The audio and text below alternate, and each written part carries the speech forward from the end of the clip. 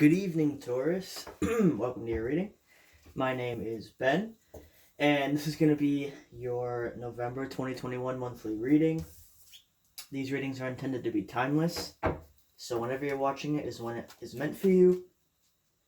Also, if you're not a Taurus, that's okay. If it works for you, it works for you. And if you are a Taurus and it doesn't work for you, please check out one of your other placements. Also, if you'd like a personal reading, all of that information will be in the description down below. I do have a Halloween sale right now, so if you do want to book with me, now's the best time to do it. Because everything is 15% off, all services and apparel. So if you want to book with me, every reading will be 15% off as long as you book by November 1st. So if you're interested in that, that'll all be in the description. And okay, all my links will also be down there, and all the decks, if you're curious about that. Alright. So, you guys are trying to move forward from a situation in the past that was a little rocky, okay? But you're almost feeling a little indecisive about how to move forward. So let's see here.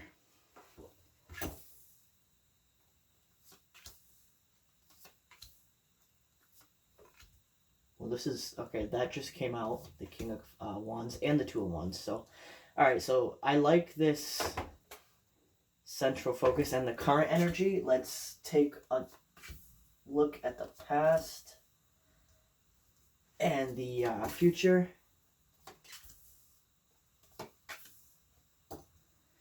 Okay, let's pull our clarifiers. I do like that, though, because your central focus is the Ace of Pentacles, which is great. And the other cards surrounding it are very balanced as well, so that's cool. Okay, so let's pull. And you do also have the Emperor and the Empress, which we'll get into in a second. Sorry if you see a weird angle of my head. This table is huge. And I'm over here, so I'm not in the view of the camera. Oh, that was weird. I don't know why I went up there first, because usually I do this first, but I was going to say, we're going to see about the Emperor and the Empress and see if the Lovers comes out, and the Lovers ended up coming out for the Empress. So, what I was thinking about seems to be the case. See if we get the Four of Wands, too.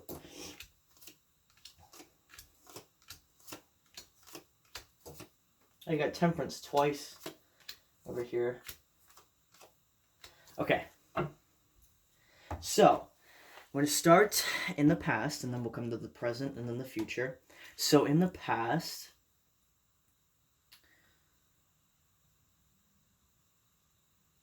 okay, I'm seeing three things. First thing is somebody that you were connecting with, it's like you were trying to be as communicative as possible in whatever connection you had with them. But it's kind of like it was in one ear and out the other. Like everything you were telling them, they were hearing it, but they weren't necessarily absorbing it. It was more so like they were keeping it in their head, but not really taking it to heart, if that makes sense. You know, so it's possible they had like a rebuttal for everything, or everything turned into an argument because they were listening to respond. They were not listening to understand. Okay, so one of the people you were dealing with in the past had that energy. Now, the other message in the past, because I see three things there. The second one is an older figure in your life, whether it be a grandparent or just an older person that you know. They are trying to help you master your emotions, okay? Because I see that sometimes your emotions can get the better of you, in a sense that it makes you feel very overwhelmed and very overburdened. So somebody, an older figure in your life, it's possible that it's a spirit guide too. It doesn't have to be a physical person, but you have an older energy with you trying to help you master your emotions in the past. And the other thing, the last thing in the past is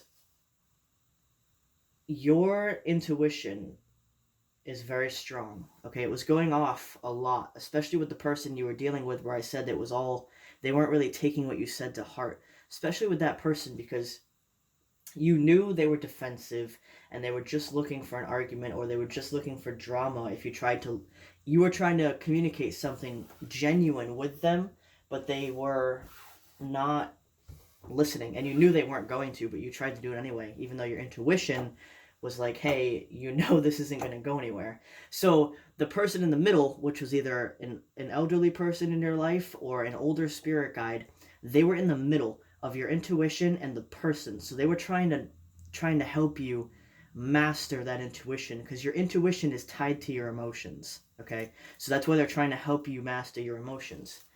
So that was the past. All right, now moving into the present. Like I said, I really like your central focus because it's the Ace of Pentacles.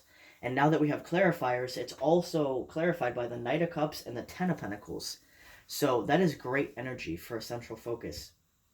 So presently, you found the balance, because you have Temperance twice here in this central focus. You found the balance that you need for your emotions. You know how to give and take without draining yourself. You know how to give as much as you receive, and you receive as much as you give, right? You have that balance. The only thing is there's still an attachment um, to you or to somebody that you're trying to sever. Okay, because you have Temperance, which is the balance. You have the Ace of Swords, though, and the Devil. So the Ace of Swords is trying to sever whatever attachment you still have, whether it's connected to the person in the past or it's just regarding something else in your life. We're going to see as we go through this reading, but keep that in mind, okay? There's a very significant attachment, not connection, because connection is different than attachment. So it could even be a vice. It doesn't have to be a person, but we're going to see as we go throughout this reading. So keep that in mind. Also, over here, you have Temperance again. This time it's with the Wheel of Fortune and the Two of Wands. So the Two of Wands and the King of Wands are two of the cards that popped out while we were shuffling. And I was saying that you're trying to move on from something, but you're not quite sure how to move on or what direction to take with that, right? That's what this Two of Wands is, okay? So with Temperance, it's like you're figuring out how to balance yourself out.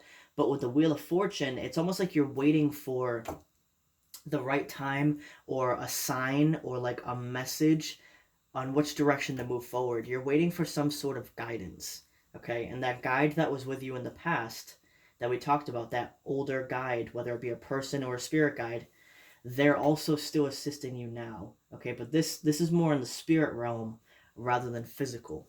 So in the past, if it was a physical person, now you have an older spirit guide helping you, okay? They're trying to help you.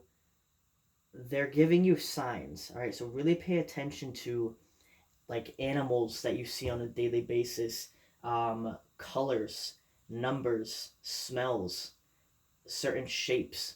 All of those things are connected to messages. Okay, and you may think like, well, whatever, I see that color every day. Well, there's a reason you see that color every day, because not every person sees that color every day, or not every person sees that number or that animal every day. You know what I mean? So all of those messages are unique to your experience, and those are all messages from your spirit guides. All right, so if you're really looking for guidance about a decision, pay attention to those signs, okay? And interpret them as your intuition will. If you want to look them up on Google, you can do that. If you want to just go off of your intuition, that would be the best thing to do. Like, for example, if you see, let's say, 1111 on a clock, you may automatically think like, oh, that's a twin flame number. But how did you feel when you saw that number? What were you thinking about? What confirmation did it bring you in that moment? Because that's what that sign is for. Okay, it doesn't necessarily have to be the general meaning that people apply to it. It's just whatever meaning it helped you with at the time, like whatever confirmation it brought you in that moment, that's what it was meant for. Okay, so that's a big message there. Now, also in the present, you are okay. So you have another energy around you here. You have an Emperor, and this is actually a balanced Emperor. Because the reason I use two different tarot decks for these readings is because I assign different characteristics to the same cards. So when the Emperor pops out in the main deck, the big deck, that's the balanced Emperor. And if he were to come out in the smaller deck, that's the imbalanced. So that's why I use two different decks. So this Emperor is the balanced one, okay? But you do have the Two of Swords and the Eight of Swords. So it's like you are distrusting of this Emperor, all right? You feel blind, okay? Because both of these cards, let me pick these up. Both of these cards are blinded, okay? So it's like you feel, what's the word I want? There's another word besides blinded. Not ignorant either. That's not the word I want. I can't think of the exact word I want, but the energy of it is you just feel like you don't have enough information to make an accurate opinion or like thought about this person. Like you're so, because of what you've gone through in the past, you look at an emperor figure or somebody that's very masculine or very in control of themselves. You may view that in a bad light because in the past you were dealing with somebody who had those characteristics but were using them in the wrong way. So when you come across somebody else who's dominant, you may associate dominance with ego or with control, like controlling others or manipulation. That's not the case because we all have dominant and submissive personalities, or masculine and feminine. That's the same thing. Feminine is submissive, masculine is dominant. Okay, it's not tied to gender though. You can be a female and be dominant and have masculine energy. You can be a male and have submissive feminine energy. Okay, it doesn't matter. What I'm saying is when you come across a dominant energy, if you have trauma related to dominant energy, you're going to view all dominant energies as toxic when that's not actually the case, because there are healthy dominants and healthy submissives, just as there are unhealthy of both, you know? So this is calling you to address whatever trauma you have regarding dominant energy or masculine energy. There's a trauma there that needs to be healed. Otherwise, you're going to view healthy dominant masculine energies as unhealthy because of your trauma. Okay, so that is another message for you there.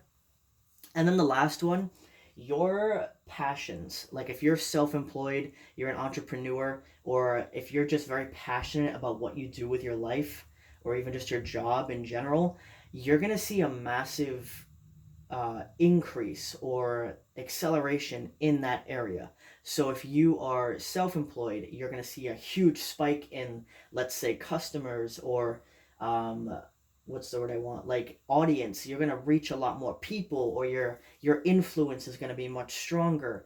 If you're just at a job that you enjoy, you might be promoted. You know, whatever it is for you, you're going to see an acceleration and a gift, basically, because your central focus is the Ace of Pentacles, okay? And with the Chariot, that's positive, fast movement forward.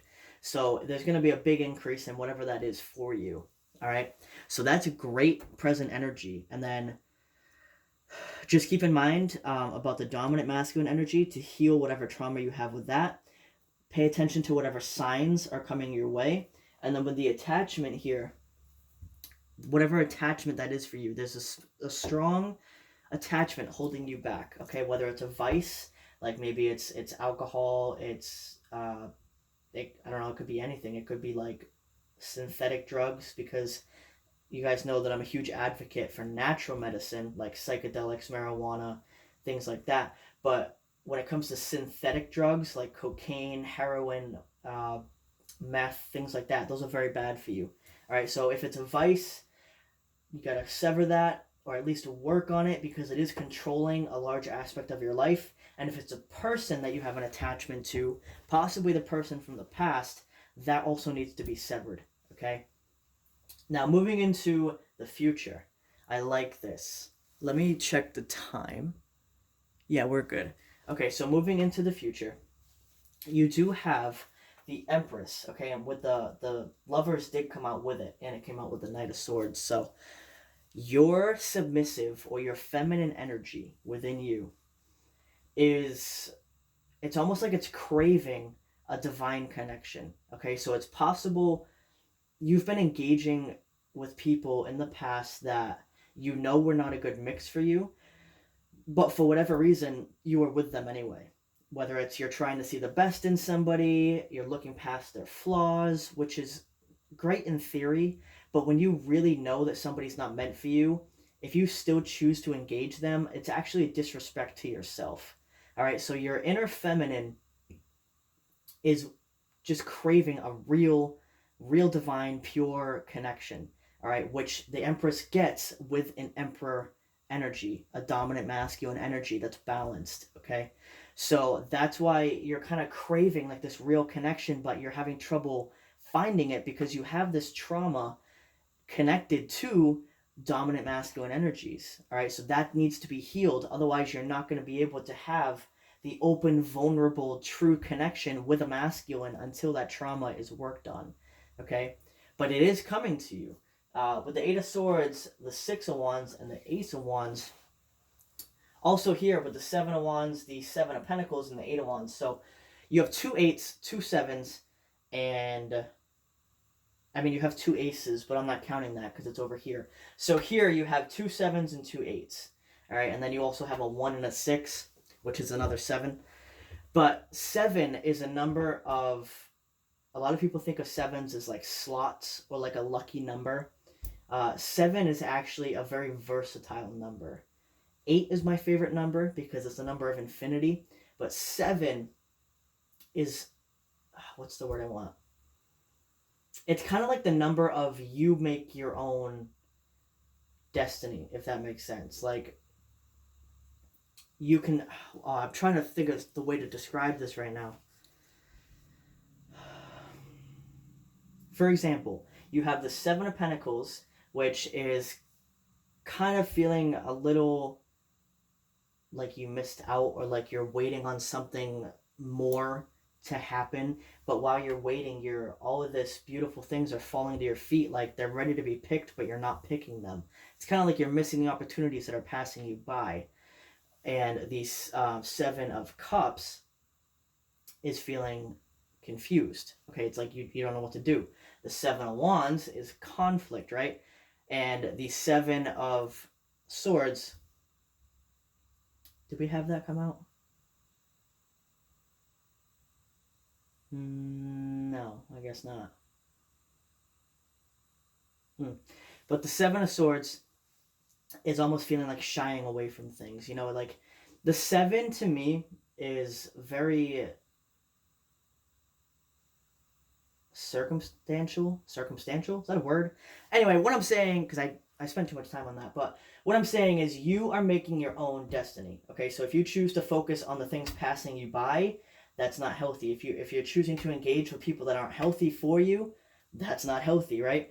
But if you choose to focus on the things that are good for you, you're going to see so much prosperity and so much abundance come into your life because you're having that self-respect. Okay, that's the word I want.